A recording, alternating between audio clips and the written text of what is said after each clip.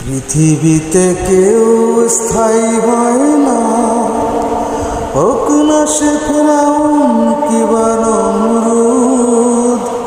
কেউ ভবে চিরদিন রয় না, কেউ ভবে চিরদিন রয় না। পৃথিবীতে কেউ স্থায়ী হয় না, হোক না সে ফেরাউন কিবা নমরুদ। কেউ ভবে চিরদিন রয় না, কেউ ভবে চিরদিন রয় না।